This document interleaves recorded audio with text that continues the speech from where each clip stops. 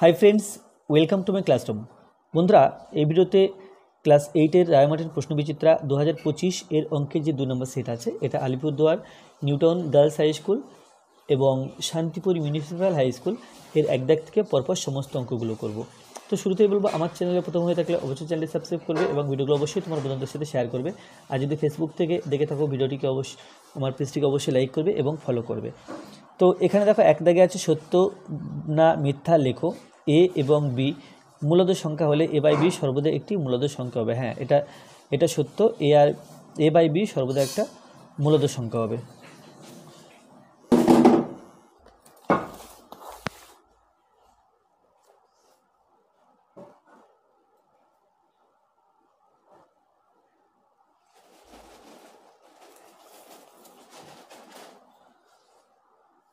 দুই জায়গায় আছে 1, 2, 2, 5 এর সঙ্গে কোন ক্ষুদ্রতম সংখ্যা গুণ করলে গুণফল একটি পূর্ণ ঘন সংখ্যা হবে। তাহলে এই যে সংখ্যাটা দেওয়া আছে, এই সংখ্যাটিকে আগে উৎপাদকে বিশ্লেষণ করতে হবে, অর্থাৎ এর মৌলিক উৎপাদকে ভাঙতে হবে।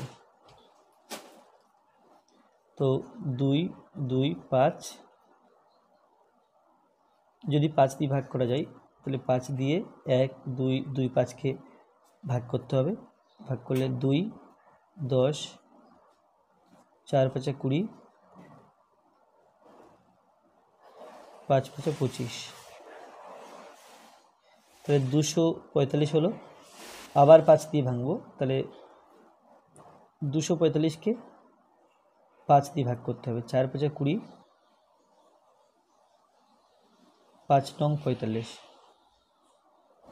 তাহলে এটা হলো 49, 7, 7। তো এটা সমান 5 × 5 × 7 × 7। তো প্রশ্ন আছে কি? প্রশ্ন আছে 1225 এর সঙ্গে কোন ক্ষুদ্রতম সংখ্যা গুণ করলে গুণফল একটি পূর্ণ ঘন সংখ্যা হবে।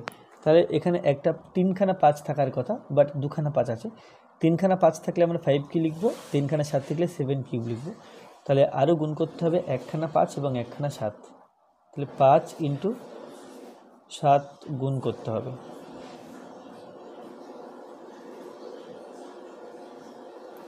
বা 5 7 35 গুণ করতে হবে।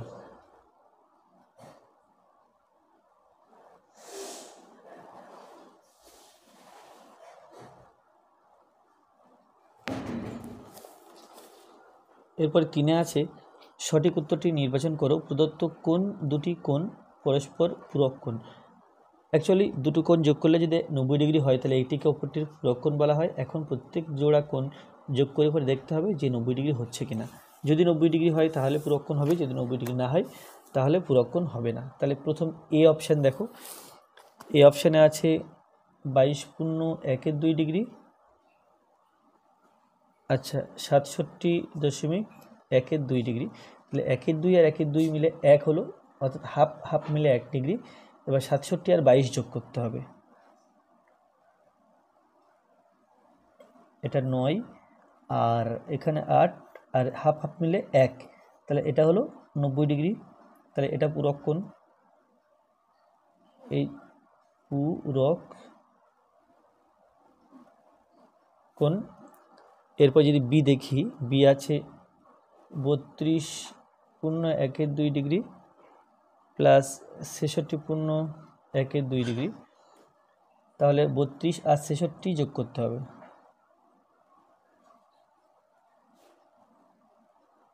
এখানে হলো 8 আর এখানে হলো 9, আর হাফ হাফের জন্য 1, তাহলে 98 প্লাস 1, তাহলে এটা হলো 99 ডিগ্রি।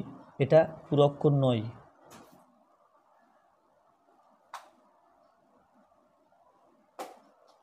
তারপরে সিতে আছে 33.1 ডিগ্রি, আর তারপর এটা হচ্ছে 47.1 ডিগ্রি। তাহলে 47 এবং 33 যোগ করতে হবে। 7 আর 3 10 0, হাতে 1, 7 8, আর এই হাফ হাফের জন্য 1 সমান 81 ডিগ্রি। তাহলে এটাও পূরক কোণ হবে না।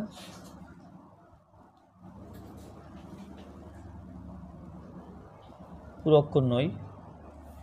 আর লাস্ট হলো ডি, ডিতে আছে 2 degree plus 66 degree is equal to 68 degree, এক্ষেত্রে পুরক কোণ নয়। তাহলে পুরক কোণ হবে কেবল প্রথম সেটটা, অর্থাৎ এখানে এ উত্তর হবে।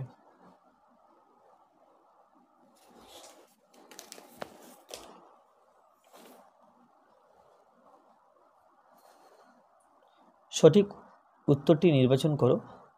কোনো কোণের মান তার পূরক কোণের মানের দ্বিগুণ হলে কোণটির পূরক কোণের মান কত? তাহলে কোনো কোণের মান মনে করলাম, আচ্ছা কোনো কোণের মান তার পূরক কোণের মানের দ্বিগুণ, তাহলে পূরক কোণটাকে যদি এক্স ধরি তার দ্বিগুণ হবে 2x।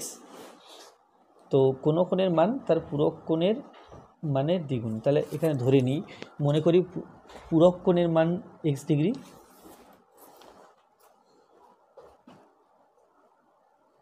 মনে করি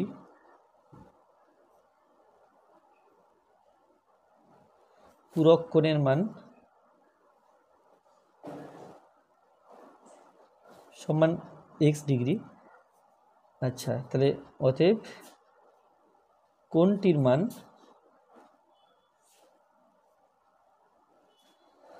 সমান এর দ্বিগুণ অর্থাৎ 2x ডিগ্রি হবে। তাহলে পূরক কোণ হলো x ডিগ্রি এবং যে কোণটির কথা বলা হচ্ছে সেটা হলো 2x ডিগ্রি, কারণ বলা আছে কোনো কোণ তার পূরক কোণের দ্বিগুণ। এখন এখানে কোণটির মান কত সেটা বের করতে হবে, কোণটির পূরক কোণের মান কত। তাহলে এই দুটো যোগ করব, এই কোণ এটা পূরক কোণ এবং সেই কোণটা এটা পূরক কোণ এবং এটা সেই কোণটা যার পূরক কোণ এটা, তাহলে যোগ করে নিশ্চয়ই 90 ডিগ্রি হওয়ার কথা। তো x এবং 2x যোগ করলে 3x স্কোয়ার হলো, 3x ডিগ্রি হলো সমান 90 ডিগ্রি। এখান থেকে পাই বা x degree is equal to 90 degree by 3 is equal to 30 degree. তাহলে x ডিগ্রি সমান 30 ডিগ্রি পেয়েছি।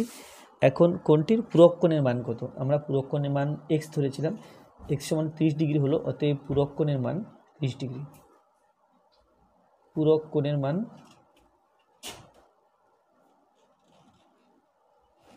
সমান 30 ডিগ্রি। এরপরে 1/5, 1/5 আছে পাশের ছবিতে এওপি বিওপি এর চেয়ে 140 ডিগ্রি বেশি।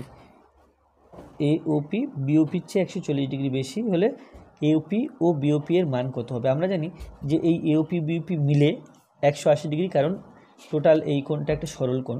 তাহলে এওপি প্লাস বিওপি এটা হলো 180 ডিগ্রি, আবার এওপি বিওপির চেয়ে 140 ডিগ্রি বেশি। তাহলে এই দুটো সম্পর্ক থেকে আমরা এওপিও পাবো এবং বিওপিও পাবো। তো কোণ এওপি প্লাস কোণ বিওপি যোগ করলে 180 ডিগ্রি হওয়ার কথা, কারণ এটা একটা সরল কোণকে বোঝাচ্ছে। আর কোণ এওপি বিওপির চেয়ে 140 ডিগ্রি বড়, তাহলে কোণ এওপি মাইনাস কোণ বিওপি সমান 140 ডিগ্রি। তাহলে এই পেলাম। এখন যদি যোগ করি, যোগ করে পাই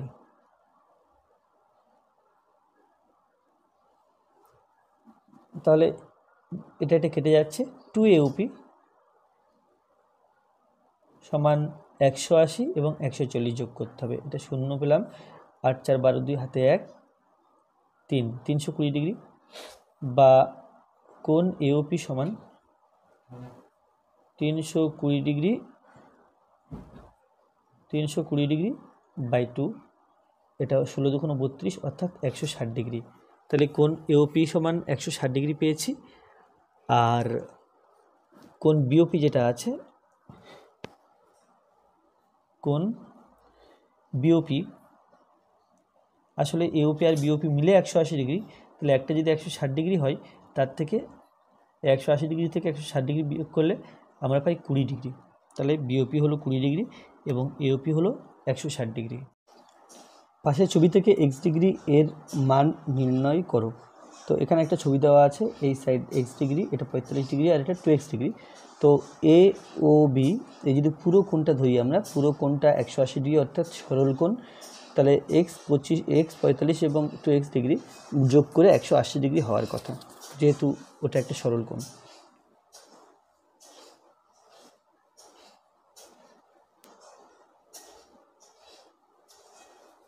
প্রশ্নানুসারে x degree plus 45 degree plus 2x degree এটা সমান 180 ডিগ্রি। তো এখানে x ডিগ্রি এর মান নির্ণয় করতে হবে। তাহলে x আর 2x হয়ে গেল 3x ডিগ্রি প্লাস 45 ডিগ্রি সমান 180 ডিগ্রি, বা 3x ডিগ্রি সমান 180 ডিগ্রি মাইনাস 45 ডিগ্রি, বা 3x ডিগ্রি সমান 180 থেকে 45 বিয়োগ করলে 135 ডিগ্রি, বা x ডিগ্রি সমান 135 ডিগ্রি বাই 3। 3 দিয়ে 135কে ভাগ করতে হবে, 3 4 12, 3 5 15, তাহলে কাটাকুটি করলে হবে 45 ডিগ্রি। অতএব x ডিগ্রি সমান 45 ডিগ্রি।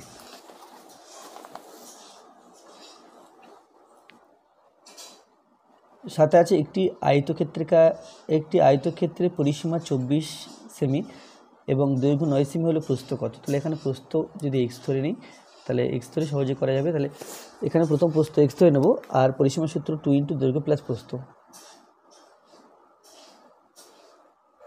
মনে করি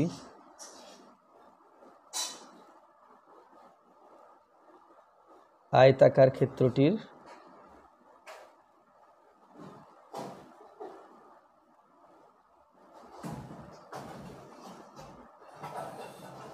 প্রস্থ সমান x সেমি। আচ্ছা, দৈর্ঘ্য দেওয়া আছে 9 সেন্টিমিটার। অতএব পরিসীমা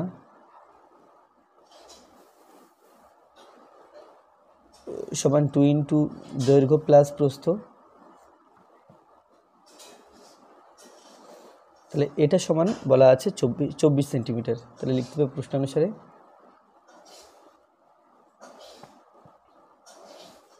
টু ইন্টু 9 প্লাস এক্স এর মান 24 সেন্টিমিটার বা 24, বা 9 প্লাস এক্স সমান 24কে 2 দিয়ে ভাগ, এটা হলো 12, বা x is equal two 12 minus 9, এটা ইজ ইকুয়াল টু 3। তাহলে এখানে ছিল প্রস্থ কত, অতএব প্রস্থ সমান 3 সেন্টিমিটার।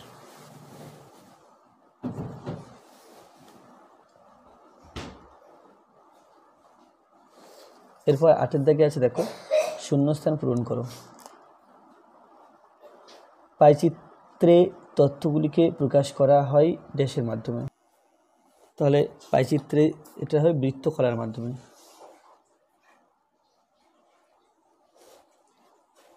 আমরা পাইচিত্র সাধারণত এইভাবে আঁকি। তো এই যে অংশগুলো, এই অংশগুলোকে সব বৃত্তকলা বলা হয়। এ একটা বৃত্তকলা, এ একটা অংশ, এটা একটা বৃত্তকলা,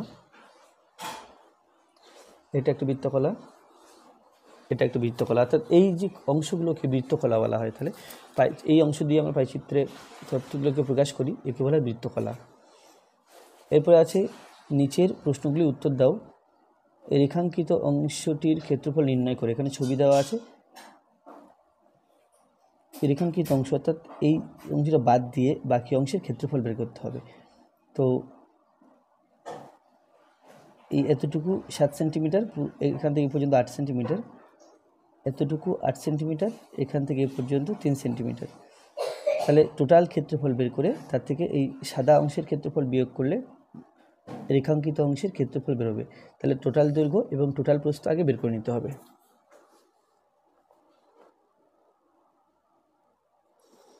মোট দৈর্ঘ্য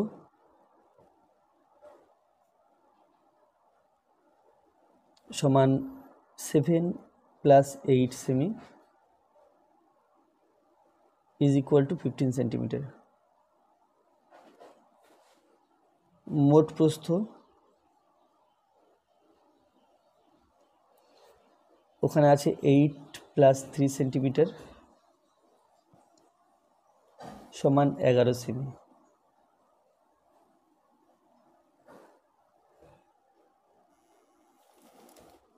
তাহলে এটা রেখাঙ্কিত অংশ, এটা ফাঁকা অংশ। তাহলে ফাঁকা অংশটা লিখে নিই। ফাঁকা অংশের দৈর্ঘ্য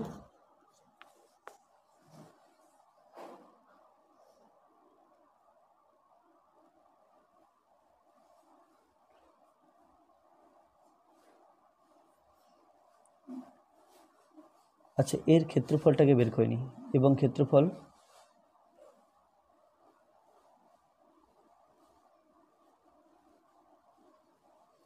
সমান দৈর্ঘ্য ইন্টু প্রস্থ বর্গ সেমি। 11 আর 5, 5 11 55, 5 হাতে 5, 11 1 11, আর হাতে 5 ছিল, 11 5 16 বর্গ সেমি।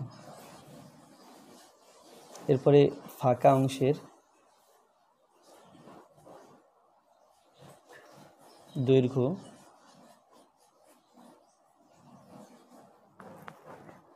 এখানে ফাঁকা অংশের দৈর্ঘ্য আছে 7 সেন্টিমিটার ও প্রস্থ সমান 3 সেন্টিমিটার। অতএব ক্ষেত্রফল সমান দৈর্ঘ্য ইন্টু প্রস্থ বর্গ সেমি। 3 সাথে 21, তাহলে 21 বর্গ সেমি। অতএব রেখাঙ্কিত অংশের ক্ষেত্রফল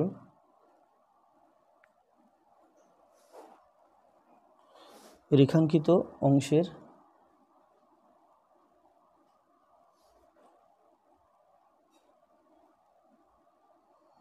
ক্ষেত্রফল সমান 165, তার থেকে বিয়োগ করতে হবে 21 বর্গ সেমি।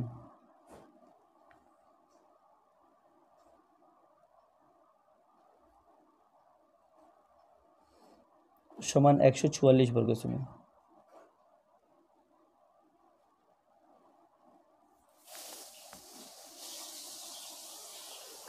2 এর 2 আছে 2a - 2/a + 1 = 0। তাহলে a³ - 1/a³ + 2 এর মান নির্ণয় করো। তাহলে এখান থেকে a - 1/a এর মান প্রথমে বের করে নিতে হবে। a - 1/a, এখানে আছে 2a - 2/a + 1 = 0। 2 কমন নিলে a - 1/a হচ্ছে, +1 এখানে রাখলাম = 0, বা a - 1/a, তার আগে 2 আছে, 1 ডান দিকে নিয়ে গেলে -1, বা a - 1/a = -1/2। তাহলে অতএব a³ - 1/a³ + 2, তাহলে a³ - 1/a³ এই পার্টটাকে আমরা লিখতে পারি a এর হোল কিউব মাইনাস 1/a তার হোল কিউব + 2। তাহলে a³ - b³ সূত্র হলো a - b whole cube + 3ab into a - b, আর +2 আছে। তাহলে a - 1/a এর মান -1/2, তাহলে -1/2 বসালাম হোল কিউব +3 এর মান -1/2 + 2। তাহলে মাইনাস মানে 3খানা মাইনাস পরপর গুণ করলে মাইনাস হয়, 1 কিউব 1, 2 কিউব হলো 8, +a - মাইনাস 3 1 3, নিচে 2, তাহলে 3 এর 2 + 2, নিচে 1 আছে, 8 2 এবং 1 লসাগু 8, 8কে 8 দিয়ে ভাগ করলে 1 হয়, 1-এর সাথে 1-এর গুণ, 1 দিয়ে 1কে গুণ, 1 1 1, -2 দিয়ে 8কে ভাগ করলে 4 হয়, 4-এর সাথে 3 গুণ, 3 4 12, প্লাস 1 দিয়ে 8কে ভাগ করলে 8, 8 2 16, 16 থেকে 12 বিয়োগ করলে থাকছে 4, 4 থেকে 1 বিয়োগ করলে থাকছে 3, তাহলে 3/8। অতএব a³ - 1/a³ + 1 +2 = 3/8।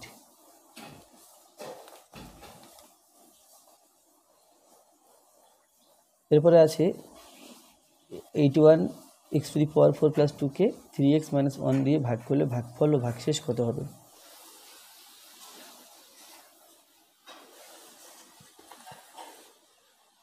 থ্রি এক্স - 1 দিয়ে ভাগ করতে হবে 8x⁴ প্লাস 2কে। তাহলে এখানে পাওয়ারে 4, পাওয়ারে 3, পাওয়ারে 2 সেই পদগুলো নেই, এখানে 2 আছে একেবারে, তাহলে মাঝখানে কিছু ফাঁকা জায়গা রাখতে হবে। এবার আমাকে 81 আনতে হবে, আছে 3, তাহলে 27, 3 7 সঙ্গে 81, x⁴ আনতে হবে, আছে x, তাহলে x³ দিলাম, 27x³ আর 3x, তাহলে 81 x⁴ মাইনাস 1 এবং 27x³ গুণ করলে 27x³। এটা কেটে গেল, থাকছে 27x³ প্লাস 2। এখন 3x আছে, আমাকে আনতে হবে 27, তাহলে প্লাস 9x আছে, x³ আনতে হবে x²। তো 27x³ হলো, এটা আর এটা গুণ করে -1 এবং 9x² গুণ করে -9x²।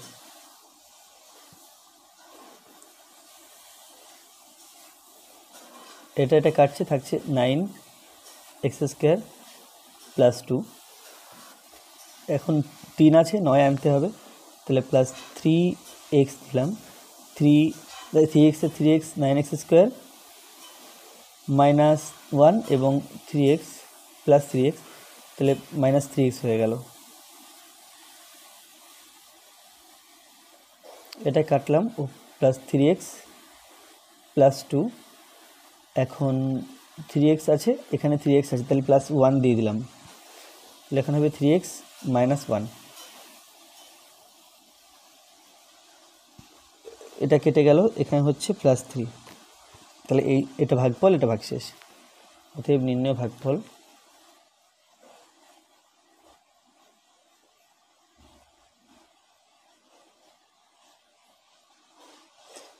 এটা 27x³ - 9x² plus 3x plus 1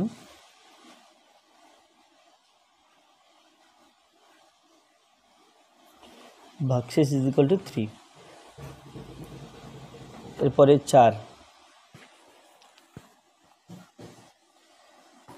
আছে, সমরবাবু তার আয়তক্ষেত্রাকার জমির ভিতরে চারিদিকে 4 মিটার জায়গা ছেড়ে বাড়ি তৈরি করছেন। যদি জমির দৈর্ঘ্য 40 মিটার এবং প্রস্থ 22 মিটার হয়, তবে তিনি কত বর্গমিটার জায়গার উপরে বাড়ি তৈরি করছেন?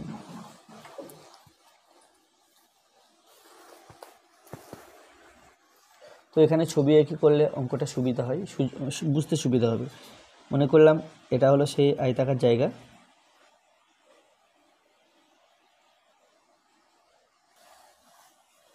দৈর্ঘ্য 40 মিটার, প্রস্থ 22 মিটার।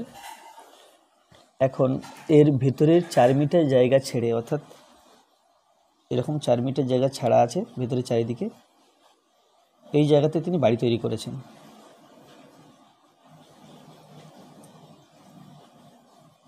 তাহলে তিনি কতটা জায়গাতে বাড়ি তৈরি করেছিলেন সেটা বের করতে হবে।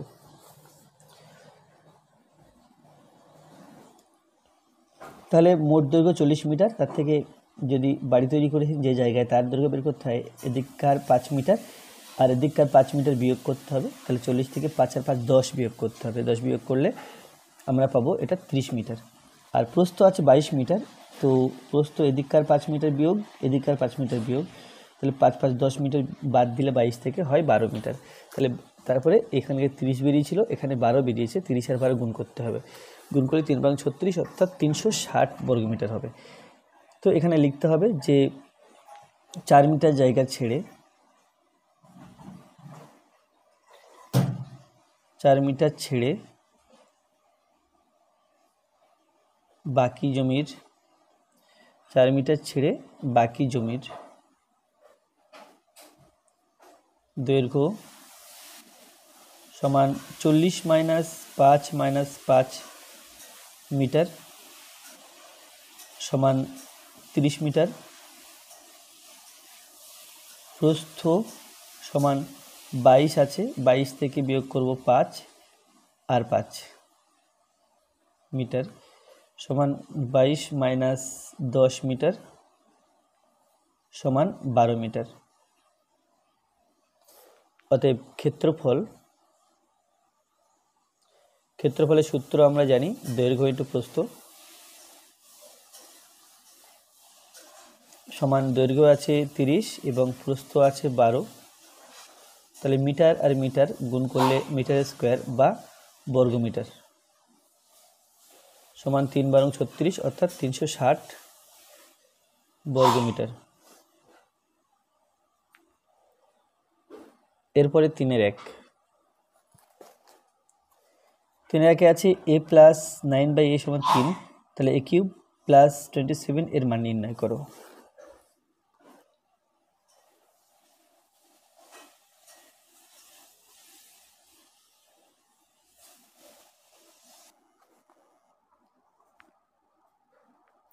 এখানে 1 এবং a এর লসাগু a।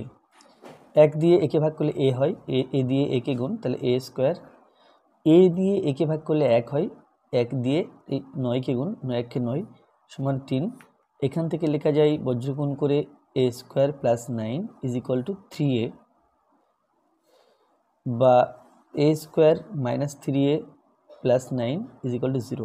3a-কে সমান চিহ্নের ডান দিক থেকে বাদিকে নিয়ে এলাম, আর ডান দিকে তাহলে শূন্য থাকছে। এবার আমাকে বের করতে হবে a কিউব,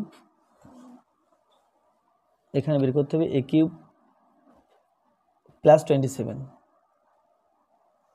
তো a কিউব এভাবে a এর হোল কিউব লেখা যায় এবং 27 অর্থাৎ 3 এর হোল কিউব লেখা যায়। তাহলে a cube plus b cube সূত্রে ভেঙে দেব। সূত্র হলো a plus b into a square minus ab plus b square সমান a প্লাস 3, এখানে হলো a square minus 3a plus 9। তাহলে a স্কোয়ার মাইনাস 3 প্লাস 9 এর মান আমরা আগে শূন্য পেয়েছি, তাহলে এখানে শূন্য বসাবো। a plus 3 into 0 is equal to 0। এরপরে 3-এর 2 উৎপাদকে বিশ্লেষণ করতে হবে। 1 plus 9x plus 27x square plus 28x cube সমান 1 plus 9x plus 27x square plus 27x cube, আর একটা x কিউব আলাদা করে লিখে নিলাম।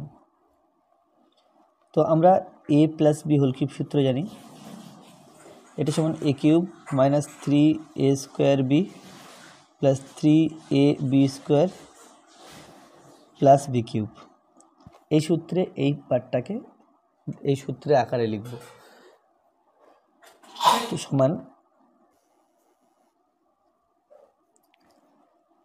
তো এখানে a square plus 3a square b plus 3ab square plus b cube plus x কিউবটা এখানে রাখছি। তাহলে এর জায়গাতে 1 আর b এর জায়গাতে 3x। তো এখানে 1, এখানে 1, পরে পার্টগুলো 3x। যদি তাই দিই তাহলে দেখি প্রথম লাইনের সাথে মিলছে কিনা। এটা 1 কিউব অর্থাৎ 1 প্লাস 3 থেকে 9 এক্স স্কোয়ার 9x হলো 9, 3 থেকে 9 এক্স স্কোয়ার 3 নং 27। ঠিক আছে, এটাই। হ্যাঁ, তাহলে এই লাইনে যা কিছু ছিল এই লাইনে তাই কিছু লেখা হয়েছে, এটা এখানে। তো এটা আবার এ প্লাস বি হোল কিউবের আকারে আছে, তাহলে এ জায়গাতে 1 আর বি এর জায়গাতে 3, তাহলে A plus B whole cube plus এটা এক্স কিউব আছে, তাহলে এক্সের হোল কিউব এভাবে লিখলাম। এই পার্টটাকে এই ভাবলে বি ভাবলে এ কিউব প্লাস বি কিউব সূত্রে আবার ভাঙতে হবে। তো এ কিউব প্লাস বি কিউব সূত্র আমরা জানি এ plus B into A square minus A B plus B square. তাহলে এটা হলো এ plus B into A square minus A B plus B square. এখানে বি এর জায়গাতে বসবে এক্স আর এর জায়গাতে 1 প্লাস 3x।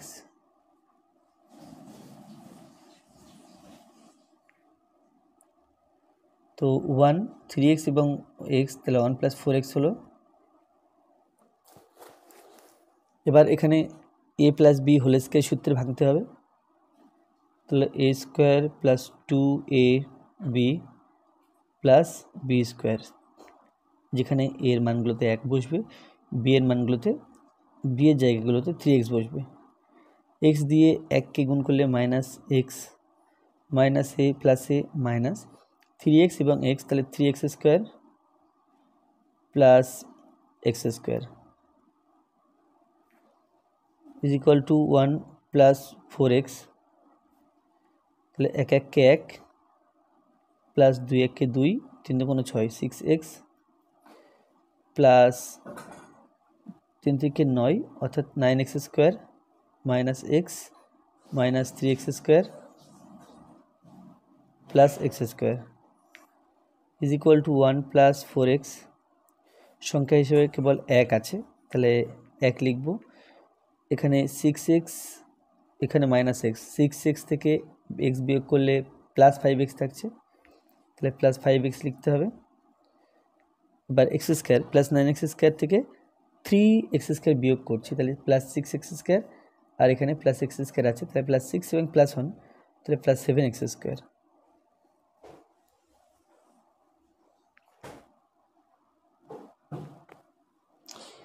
এরপরে 3-এর দাগ। ও আচ্ছা, আগেরটা 3-এর দাগ করে ফেললাম, এটা 3-এর দাগ হলো। এবার করব 2-এর দাগ।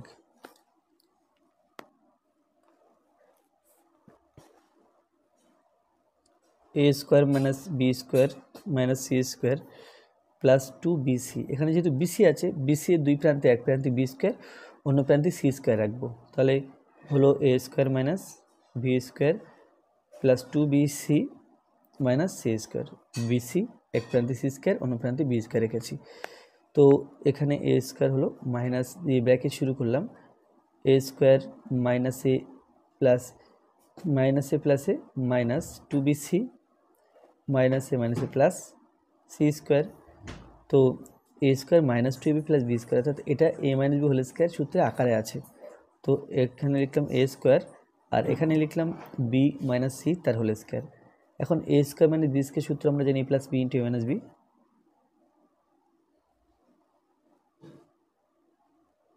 সেই সূত্রে এই পার্টটাকে ভেঙে দেব, ভেঙে দিলে a + b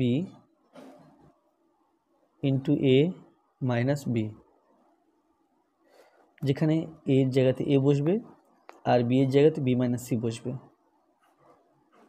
এখানে ব্র্যাকেটটা ব্যবহার করলাম, একটা সমস্যা হবে তা ব্যবহার না করলে, তাহলে a + b - c, এখানে কোনো সমস্যা নেই, but a - b -a plus c, এই প্লাসটা করতে আমরা অনেক সময় ভুলে যাই, সেই জন্য ব্র্যাকেট ব্যবহার করলে এই মাইনাসটা প্লাস করতে হবে, এটা মনে থাকে। তারপরে 3-এর 4, 3-এর 4-এ আছে a³ plus b³ plus a + b whole cube. তো a³ + b³ সূত্রে যদি ভাঙি, a³ + b³ সূত্র হলো a + b whole cube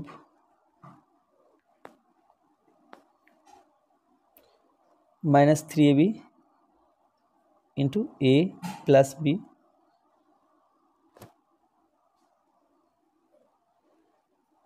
× a + b whole cube. তাহলে a + b হোল কিউব দুই জায়গাতে আছে।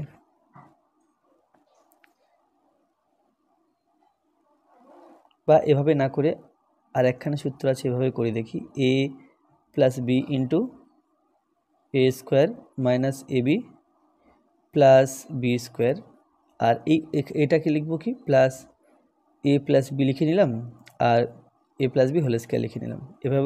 এভাবেও করা যেত, আমি একটু অন্যভাবে করছি। তাহলে a + b দুই জায়গা থেকে কমন নিয়েছি, কমন নিলে হবে a² - ab + b²,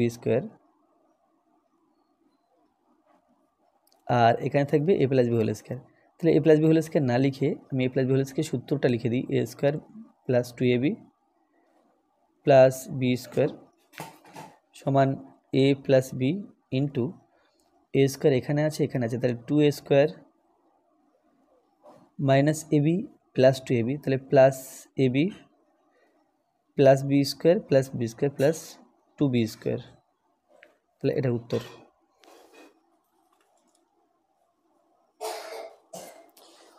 এরপর 4 দাগে আছে একটি পুতুল তৈরি উপকরণের খরচের তালিকা নিম্নরূপ। এখানে উপকরণ দেওয়া আছে, উপরিউক্ত তথ্যগুলির সাহায্যে পাইচিত্র অঙ্কন করো। তো লিখতে হবে প্রদত্ত ছক থেকে পাই।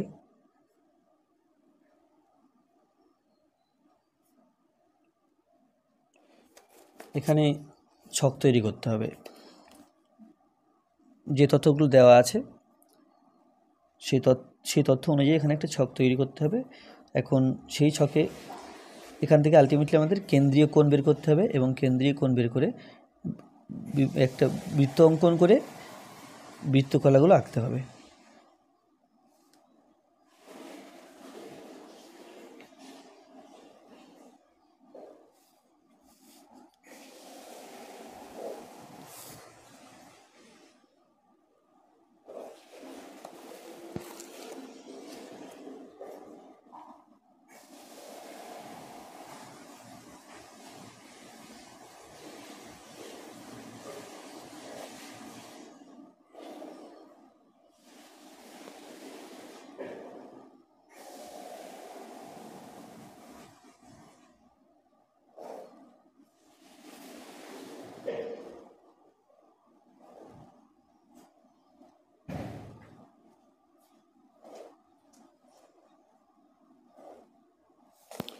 তো এখানে হবে উপকরণ, উপকরণ আছে, আচ্ছা উপকরণ হলো, তাহলে উপকরণ আছে দেখো এখানে কালার পেপার,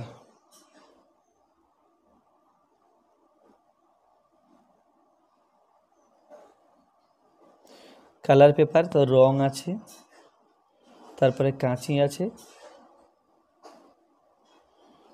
তারপরে তুলো আছে, তারপরে পিচ বোর্ড আছে।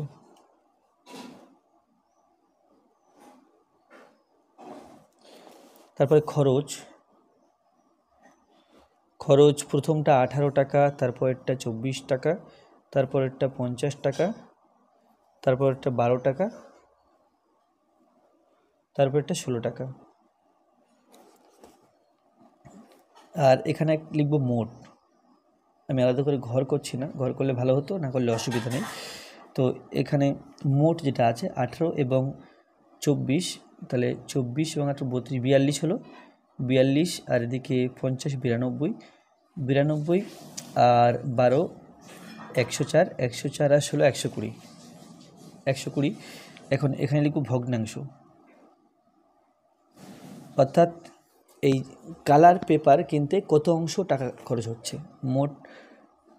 মোট এই এর জন্য 18 টাকা আর মোট টাকা 120, এটা হলো ভগ্নাংশ। রঙের জন্য 24/120 অংশ টাকা, কাচির জন্য 50/120 অংশ টাকা, আর তুলোর জন্য 12/120 এবং পিচবোর্ডের জন্য 16/120। সমস্ত ভগ্নাংশগুলো যোগ করলে 1 হওয়ার কথা। এবার কেন্দ্রীয় কোণ বের করতে হবে। তো 360 ডিগ্রি আমরা জানি বৃত্তের কেন্দ্রে বৃত্তচাপ কোণ উৎপন্ন করে, বৃত্তের পরিধি কোণ উৎপন্ন করে 360 ডিগ্রি, তার সাথে গুণ করতে হবে 18/120, তাহলে 120 আর এটা 3 12 36, 3 3 18 54, এটা হলো 54 ডিগ্রি। তারপরে 360 ডিগ্রি ইন্টু 24/120, এটা হলো 3, তাহলে 3 24 72, এটা হলো 72 ডিগ্রি। 360 ডিগ্রি ইন্টু 50/120, 3 3 5 15, অর্থাৎ 150 ডিগ্রি। 360 ডিগ্রি ইন্টু 12/120, কাটাকুটি করলে 3 3 বাং 36 ডিগ্রি। তারপরে 360 ডিগ্রি ইন্টু 16/120, 3 হলো 3 16 48, তাহলে 48 ডিগ্রি। এখন একটা বৃত্ত অঙ্কন করতে হবে। বৃত্ত অঙ্কন করে ঠিক এই যে কেন্দ্রীয় কোণগুলো পেলাম, এই কোণ অনুযায়ী বিভিন্ন বৃত্তকলা অঙ্কন করতে হবে। তো বৃত্ত অঙ্কন করার জন্য সবচেয়ে সোজা নিয়ম হলো এই যে চাঁদা আছে, চাঁদার মাপে বৃত্ত অঙ্কন করতে হবে, তাহলে কেন্দ্রীয় কোণগুলো বসানো সুবিধা হবে। তো চাঁদার মাপে বৃত্ত অঙ্কন করার জন্য এখানে একটা বিন্দু নিয়ে নিলাম, এই দাগ বরাবর একটা বিন্দু, এই দাগ বরাবর একটা বিন্দু, ওপরটা আমি একটা অর্ধবৃত্ত এঁকে দিয়েছি। এবার নিচের অর্ধবৃত্ত আঁকার সময় এর সাথে এটা, এই প্রান্তের সাথে এটা এবং এর সাথে এই বিন্দু মিলিয়ে বসালে বৃত্তচাপটা সঠিক, এই বৃত্তটা সঠিক হবে। তো বৃত্তটা আঁকা কমপ্লিট হলো। এবার যে কোণগুলো দেখো, এখানে 54, 72, 150, 36, 48 কোণগুলো মনে রাখো। আমি এখানে কোণগুলো পরপর বসাবো। তো কোণগুলো বসানোর জন্য যে কোনো এক প্রান্ত এইভাবে যুক্ত করে দিলাম। এটা যুক্ত করলাম, একটা ব্যাসার্ধ অঙ্কন করলাম। এবার প্রথম আঁকতে হবে আমাকে 54 ডিগ্রি। তো 54 ডিগ্রি আঁকার জন্য এই যে চাঁদা আছে এর এই মূল বিন্দুটা এখানে বসাবো এবং এই রেখাটা এই রেখার সাথে মেলাবো। মিলিয়ে বসালে এই দেখো 0, 10, 20, 30, 40, 50, আমার কিন্তু 54, তাহলে এই পর্যন্ত 50 আর ছোট 4 ঘর, তাহলে সেটা হলো 54। এইখানে এটা হলো 54 ডিগ্রি।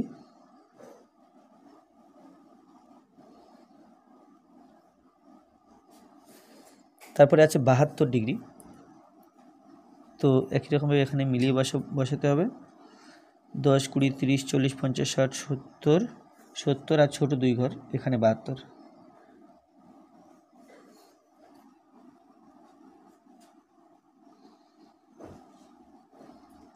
এটা হলো 72 ডিগ্রি। তারপরে 150 ডিগ্রি,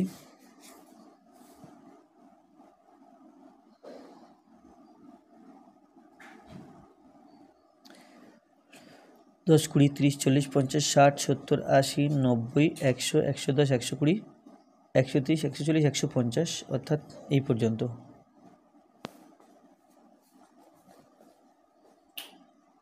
এটা 150 ডিগ্রি, 150 ডিগ্রি। তারপর আছে 36 ডিগ্রি, 20, 30, 30, এই 30, এটা 36। তাহলে বৃত্ত এই পাইচিত্রটি কমপ্লিট হলো। আমরা চাইলে বিভিন্ন সেকশন বিভিন্ন রং করে দিতে পারি। তাহলে এই যে ভাগটা ছিল প্রথমে 54 ডিগ্রি, এটা ছিল কালার পেপারের জন্য এটা আছে 54 ডিগ্রি। তারপর এটা আছে রঙের জন্য এটা 72 ডিগ্রি। তারপরে এটা আছে কাঁচির জন্য এটা হলো 150 ডিগ্রি।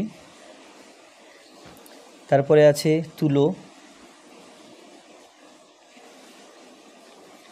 তুলোর জন্য এটা হবে 36 ডিগ্রি। আর এটা আছে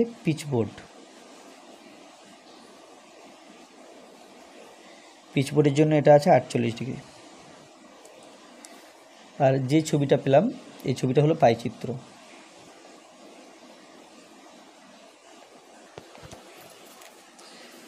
এরপরে আছে অথবা অষ্টম শ্রেণীর দুটি বিভাগের ছাত্রছাত্রীর অবসর সময়ে কি কি বিষয় পছন্দ করে তার একটা তালিকা করেছি। একজন একটি বিষয় পছন্দ করে। তো এই তথ্য থেকে মোট ছাত্রছাত্রী কত অংশ কোন বিষয় পছন্দ করে হিসাব করো। প্রতিটি বৃত্তকলার কেন্দ্রীয় কোণ খুঁজে সেই তথ্য অনুসারে একটি পাইচিত্র অঙ্কন করো। দেখো এই অঙ্কটা তোমাদের বইতে এই 30 পৃষ্ঠা, এটা 6 দাগের মতো। তো এটা আমি আগে করেছি। তো তার যে প্লেলিস্টের লিঙ্ক আমি ডেসক্রিপশন বক্সে দিয়ে দিয়েছি এবং তোমরা সেখান থেকে দেখে নিতে পারো এই অঙ্কটা। এটা ক্লাস 8 ম্যাথ পেজ নাম্বার 30 বলে সার্চ করলে পেয়ে যাবে। তারপরে আছে 5 আছে এবিসিডি একটি রম্বস আঁকো যার কোণ এবিসি সমান 60 ডিগ্রি এবং এবি সমান 6 সেন্টিমিটার। তাহলে একটা রম্বস আঁকতে হবে। এটা 5-এর দাগ। তাহলে রম্বস আঁকার জন্য প্রথমে এখানে যে 6 সেন্টিমিটার দেওয়া আছে এবি সমান 6 সেন্টিমিটার মাপের একটা সরলরেখা নিয়ে নিতে হবে। তাহলে এখানে 6 সেন্টিমিটার মাপের একটা সরলরেখা নিয়ে নিলাম। এবার কোণ এবিসি 60 ডিগ্রি বলা আছে, সুতরাং এখানে একটা যে কোনো মাপের সরলরেখা নেব, নিয়ে এর নাম দেব বিএক্স, এটা বিএক্স নাম দিলাম। এবার 6 সেন্টিমিটার মাপে এক কাজ করি, এখানে 60 ডিগ্রি কোণটা এঁকে নিই, যেহেতু 60 ডিগ্রি বলা আছে কোণ এবিসি।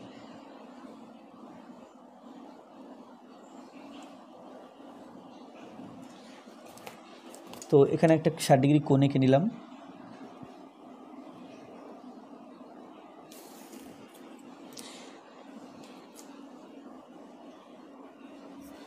এবার 6 সেন্টিমিটার মাপ নিয়ে বিতে বসিয়ে ডান দিকে কাটছি এবং বিতে বসিয়ে ওপরে কাটছি।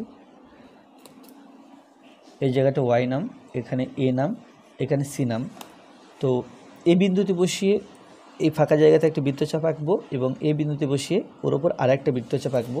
তাহলে এটার নাম হবে এ বি সি ডি।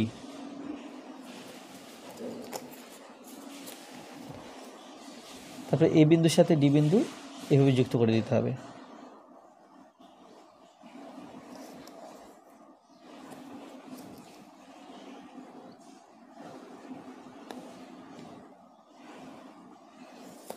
তাহলে এবিসিডি রম্বস পেলাম।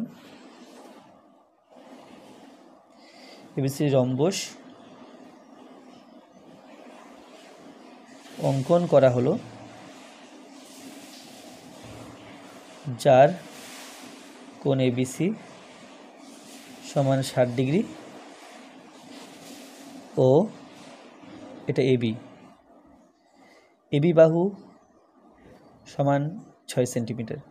যেহেতু রম্বসের প্রত্যেকটা বাহুর দৈর্ঘ্য সমান, সেই জন্য প্রত্যেকটা বাহু আমরা 6 সেন্টিমিটার মাপে নিয়েছি। এরপরে আছে একটি সমান্তরিক জিওএলডি আঁকো, যার জিও সমান 7 সেন্টিমিটার, ওএল সমান 5.8 সেন্টিমিটার, জিএল সমান 5.8 সেন্টিমিটার।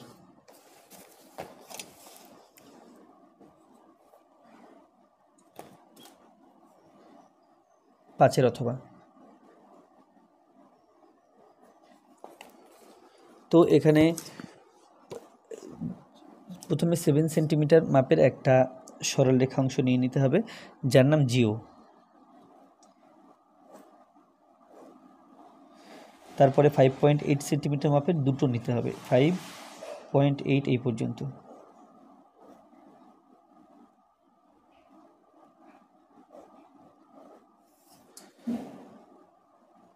তো এটা জিও। তারপরে আছে ওএল, তারপরে আছে জিএল।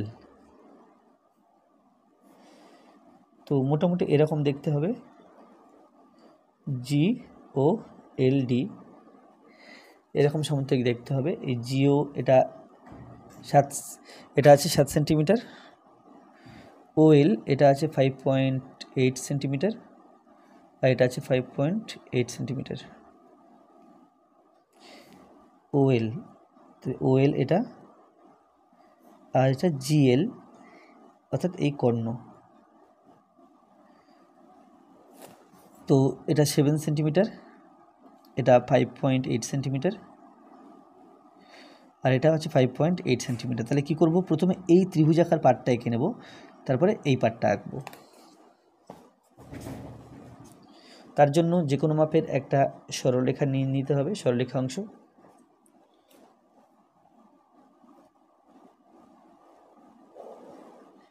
যে কোনো মাপের একটা সরলরেখাংশ নিয়ে নিলাম, এর নাম দিলাম জিও, জিএক্স। তো এবার জিও যে মানটা আছে, জিওর সমান করে জিতে বসিয়ে এখান থেকে জিও অংশ কেটে নিলাম।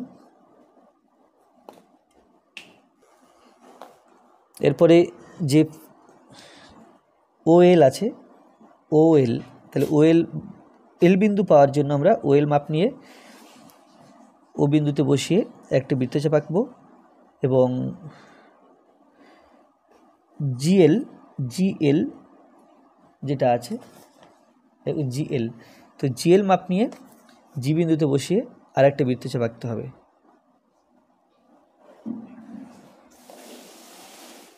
বৃত্তচাপ দুটি পরস্পরকে এখানে ছেদ করেছে।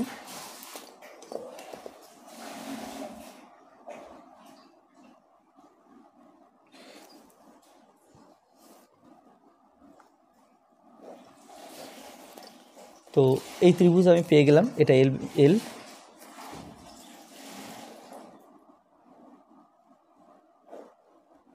ত্রিভুজ পেয়ে গেছি। এখন জাস্ট এরকম একটা পার্ট এইদিকে হলেই হবে। তো পাওয়ার জন্য এই জি ও থেকে, যাই হোক এখানে জায়গা কুলোচ্ছে না, তো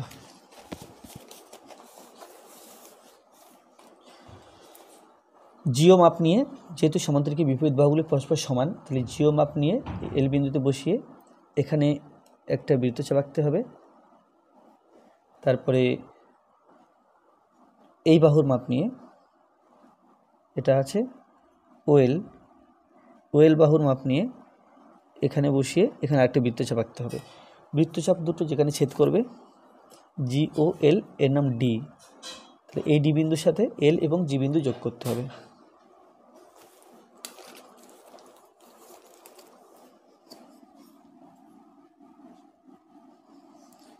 অ্যাকচুয়ালি ছবিটা একটু ডান দিকে চেপে আঁকলে এই অসুবিধাটা হতো না।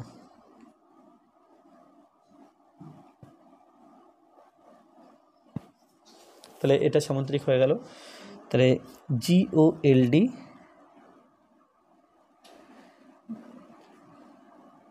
প্রদত্ত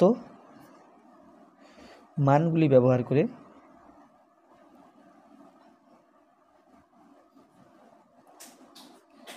জি ও এল ডি সামান্তরিক অঙ্কন করা হলো।